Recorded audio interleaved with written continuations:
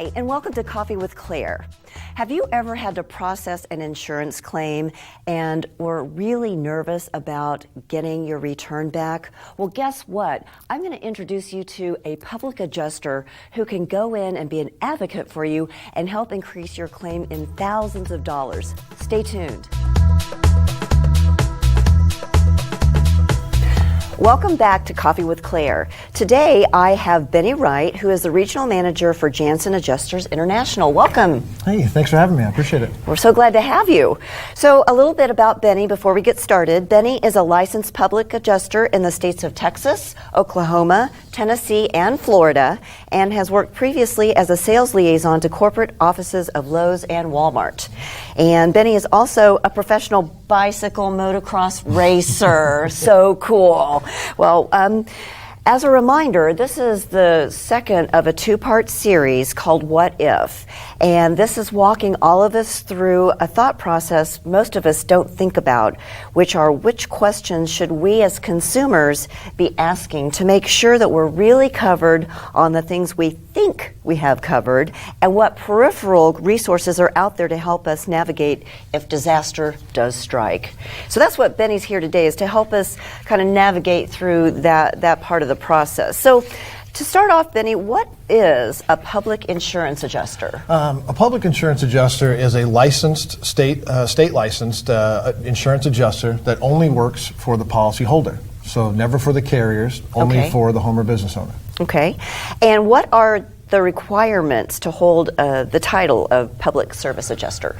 It's much along the same lines as a carrier adjuster. There's a background check, fingerprinting, good, ethical good standing, all that kind of stuff. And then there's a licensing exam. Okay. And then there's CE credits that are also attached to that as well. So it's not, it's a big to-do to actually get licensed. So you can't just walk off the street and say, hey, I'm a public adjuster. Right, exactly. Which makes me feel a lot better exactly. than hiring one. Yeah. So why would our audience need a public adjuster? When and why? Well, let me give you some scenarios here.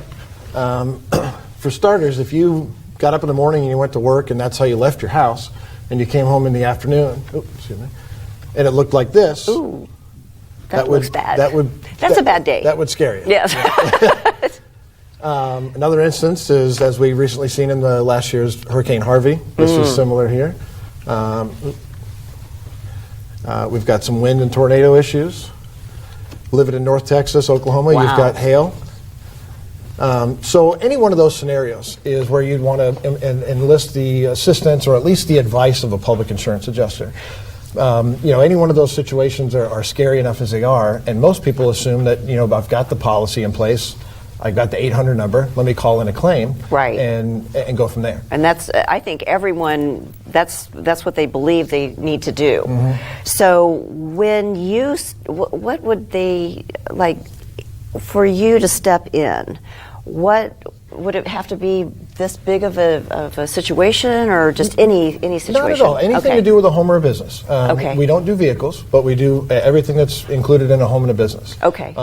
Someone that has damage as severe as this, or as little as a kitchen fire, or a water pipe that blew off the back of a toilet. It's something as simple as that. Doesn't sound like a lot of damage, but it can be a lot of damage if it's addressed properly.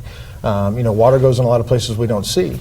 Oh, that is so true. Smoke gets in a lot of places we don't see. Right. And so if it's not addressed properly from someone that's trained to kind of fine-tooth comb one of your biggest assets, it can really be a problem for you down the road. Wow.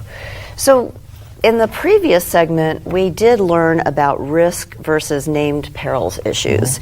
And how do these manifest in claims that you see? So, well, and we kind of run into that more often than we like to admit.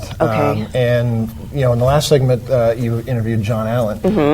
John Allen is great in deciphering through, making sure most people are not taking the leap down the name peril rabbit hole, so to speak. Because it really does back you into a corner. It makes it harder for us to come in and adjust the claim for you. Because we can only work off of the coverages you have in your policy. So if you don't have the proper coverages, we can identify damage all day long, we can advocate on your behalf, but if you don't have the policy there, you're kind of up a creek without a paddle. So do you work with people like John to help them know what to help their clients navigate when they're buying their policies and things? Or Absolutely. Okay. As time goes on, we see more disasters happen, with hurricanes or lightning strikes and something along those lines. So a lot of times you're running into issues where policy language is changing. Certain operational side of us is obviously changing. Values of things are going up. Right. Even something as simple as building materials are now costing more. Right. So if those things aren't addressed right, sometimes people don't have enough coverage. They've got the right coverages, they don't have enough. And so someone like John and I will bounce a lot of informational packets and ideas off each other of making sure that our clients are staying protected and his as well. Okay. So can I use a contractor instead of using a public adjuster? No. No. No. No, Claire. No. That's not allowed. In the state of Texas, they actually have a law against it. Oh, okay. Contractors are not licensed to be contractors in the state of Texas. Other states are a little different. But the way the industry, as far as the insurance claim side is concerned, they don't want contractors adjusting and negotiating the claim because it's kind of the left hand paying the right hand. Yeah. If I'm adjusting the claim and I'm looking at it basically, kind of what I want to do the work for, I'm not really giving you options as a home or business owner on if I don't want to use you as a contractor. I want you to identify the damage and tell me what my damages are worth, not what you can do the repairs for. So you guys are like a third neutral party. Correct. That you really don't have any skin in the game. It's just here we are analyzing what's going on, and then whatever is recovered, you guys get a percentage of the recovery, right? Yep. Okay. Yep. And our percentage usually comes out of a higher valued settlement that wouldn't be at that value without our involvement. Sure. So I've never been in a situation where we didn't pay for ourselves and then some. Oh gosh, yeah. But the good thing is you mentioned it's a percentage base. And so the home or business owner does get to see our entire scope of work before there's ever an invoice created. Oh, wow. And so that way... That's different. It incentivizes us to stay in advocacy for them from start to finish. And it yields a very big dividend for them because now they can hold us accountable. If you file an insurance claim with the carrier sends out an adjuster. Typically in a staff situation, they're on a salary position anyways. They're getting paid no matter how many claims they get. On an independent adjuster that's maybe hired on a per carrier basis, they're getting paid just to settle the claim. So there's not an incentive level there for the home or business owner to rely on that adjuster to really look out for their best interests. Yeah. And so that's where we're kind of on the other side of the fence going, hey, our priority as a fiduciary and everything above that is the home or business owner. Before I met you, I didn't even know that public insurance adjusters existed. Most people don't. I mean, it's just one of these hidden things that I think everyone needs to know about. Yep. So how do you get the word out? How do you let people know what you're doing and things like that? Well, I meet you. Yay. No, but a lot of public speaking endeavors. Chambers of commerce. Business leaders in the area, that kind of thing. Try to educate people like we are today before something happens. After something happens, you get a ton of people that smell smoke on a fire and come running. Yeah. Everybody's got the answer. And everybody wants to be trusted. And so it's a different dynamic when you're talking to people after they've had a problem versus talking to them beforehand. And so we like to be the trusted resource and kind of your speed dial, if you will, if and when something happens. The biggest thing we run into is most people think they're immune from it. Yeah. It won't happen to me. John and I have joked before about some people will insure their house, but they'll deduct certain things off because the house is newer. It's like, well, it doesn't make any sense because I don't think a storm comes to town and says, well, they've got good coverage. We're going to go to the neighbor. Right. Or that's a new house. We're not going to hit it. Nobody's immune from it. But the problem is everybody buys a policy with the same mentality that the insurance company sells it to you. They're selling it to you hoping you never have to use it. You're buying it hoping you never have to use it. Right. Then you run into a situation where something like behind us happens and you go, what do I do now? I'll pick up the phone, I'll call the insurance company, I'll hold my breath. Yeah. And that's a scary call. And that's where we come in to kind of calm that. You've got, a lot of times with a home, you've got an emotional attachment to it. Heck yeah. It's harder to think rationally when your emotions are kind of driving your decision making. On a business side, you may have employees, you may have a customer base you don't want to lose to a nearby competitor. Right. Those are all things that the policy should be able to take care of. But a lot of people don't realize that in a policy, in the fine print, it says it's your job to prove the value of your loss. Right. So that's what we do. We're the expert. We're no different than a CPA doing your taxes. You're not, you might be, but you're not mad at the IRS. You just don't know the ins and outs of what it is you're actually filing, and that's where we come in. Right. So I love stories. Tell us a success story that you've had recently. We've had a couple lately. There was a house fire that was a few months back. Okay. The house was unfortunately struck by lightning. Oh. Family was home. Everybody made it out safe. Oh my gosh, how scary. God forbid everybody was okay. But I met the homeowner. He reached out to us and said, what are my options in a situation like this? I explained it to him. He wanted to see what his insurance company would offer him first. Okay. And so we agreed. I said, let me know when they come back with an offer. It was a 4,000 square foot home. Okay. Most of the house was destroyed. They offered him $89,000. Wow. Now, if you've ever invested in anything in your home and any kind of retrofit or something like that, you'll know that that's a very low number. Long story short, he hired us, knowing that there's no way he could rebuild his home for that. We settled his claim for $423,000. Wow. Now, we're looking at the exact same damage that the carrier adjuster came into. And if that gentleman and his wife didn't know they had other options, what do? They're going to try to find a contractor that's able to rebuild their entire house for $89,000. That's just not going to happen. Right. You think about, even take the same scenario. He had everything in his house was smoked up. So his wife has heavy allergies. You've got clothing, you've got soft goods with your couches, and you've got a ton of memories in the house. Right. They offered them a $14,000 settlement on their contents. We settled it for $212,000. And so that is amazing. So when you're talking about rebuilding your house, you're not really talking about rebuilding a structure. You're talking about rebuilding your life. And you've bought this policy. You're planning on that policy making you whole again. And that's the whole idea behind a policy. On a much bigger scale, last year we had a major hailstorm. There was a nearby university that had a $2 million offer, which to you and I sounds great. They hired us and said, we don't think it's going to be enough. And it wasn't. We settled it just short of $10 million. Wow. So you're talking, there are these stark divides. Yeah. So, and it's not that, John mentioned in the last segment that, when you're buying a policy, you're kind of looking for the features in a vehicle. Think about filing a claim as who's driving your vehicle. Okay. Your vehicle isn't going to park itself. It isn't going to turn on the turn signal. It's going to, fire up all the, the cooled seats, all that kind of stuff without you doing something. Think about who you're willing to give the keys to in your vehicle and to get you where you want to go. And where you want to go is to be whole again. Right. So. Yeah. So what fears do most people have before they hire a public adjuster? The most common one is that they think they're going to upset the insurance company in some way. They think that by hiring us that we're some sort of an adversary and now they're going to upset their agent. They're going to be charged more in their policy next year. All bad misconceptions. Okay. In fact, there's a lot of carriers out there that actually welcome us on there because they know that we're not ballooning the claim into something it's not. We're looking for what they're exactly entitled to, rather than what someone may think they can settle for. And the other one is a lot of people think that they're going to pay us something out of a claim that is somehow going to take away from what they are owed, and that's not the case. We only.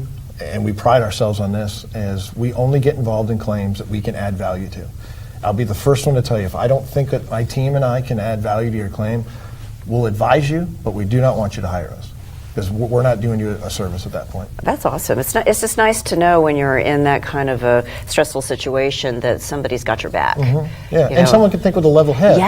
While you kind of decipher through the emotional side, we can kind of be logical and level playing field for you. Right. So what kind of claims do public adjusters handle? All the things that we saw on the screen, and any additional things?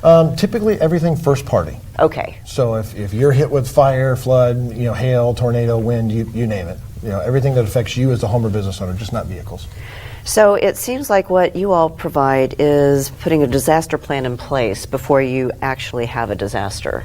And so it's more proactive rather than reactive. A little bit of a both. Okay. We try to be more proactive so that way people are a lot more informed and they can make the decision when they need to be reactive. So know that he exists, right? All right. Well, Benny, thank you for being on Coffee with Claire today. This is thank you for having really, me. oh, you are It's an so honor to be here. welcome. Thank you. This is a really important topic. And like me, I don't think a lot of people know that it exists. So how can our viewers find you if they want to contact you for more information? I'm on LinkedIn, or you can go to our website, jansenai.com, and you can research our whole team and testimonials and all kinds of information about what we do. Perfect. Well, thank you. Thank you.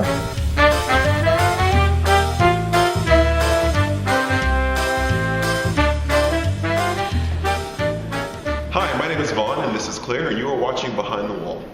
What we're doing is we're going to try to make a show where we take you behind everything comedy related here in the DFW area. Be that stand-up, be that improv, be that community theater. Kind of interesting to put all of those things together and bring it to you. So Yeah, there are a lot of things that go on behind the scenes in comedy.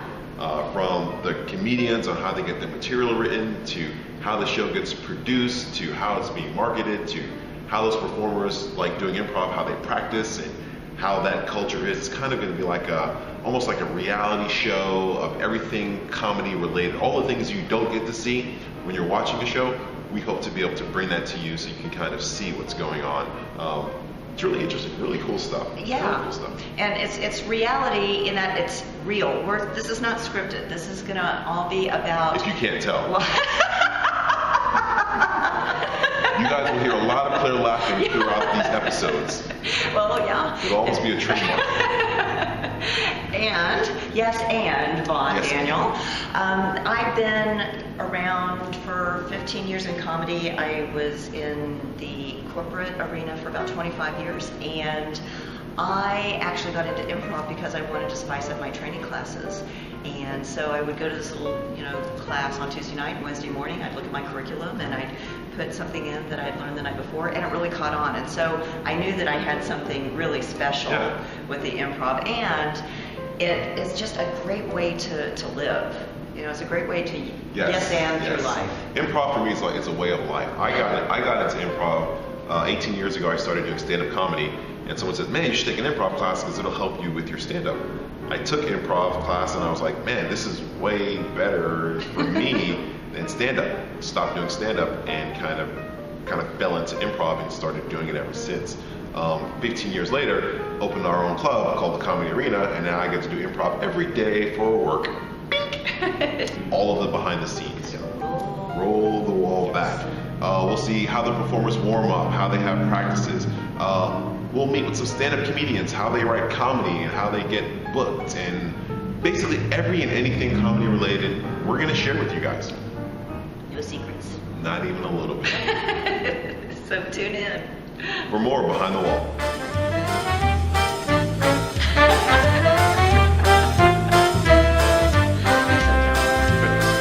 So here are the top 10 things I learned today about public service adjusters. Number 10, a public adjuster is very different than an adjuster from the service carrier. Number 9, having a public adjuster on your side can help you get a full, fair, and timely settlement. Number 8, they are knowledgeable experts that can accompany the insurance company's adjusters when damages are estimated and make sure they account for every item of damage. Number 7, public adjusters work exclusively for the policyholder, not the insurance company. Number 6, they can do both commercial and residential claims. Number 5, when hiring a public adjuster, ask if they are registered with the National Association of Public Insurance Adjusters. Number 4, independent adjusters sent by your insurance companies aren't all that independent.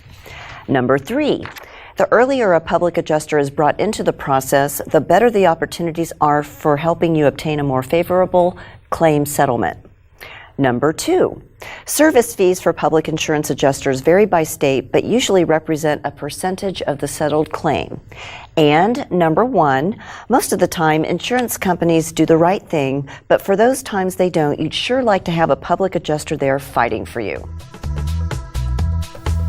Thanks again for tuning in to Coffee with Claire. You can watch us on Women on TV, Apple TV, Roku, and other internet devices. Also, make sure that you like us and follow us on Facebook and Twitter. And remember, follow the fun. I'll see you next time.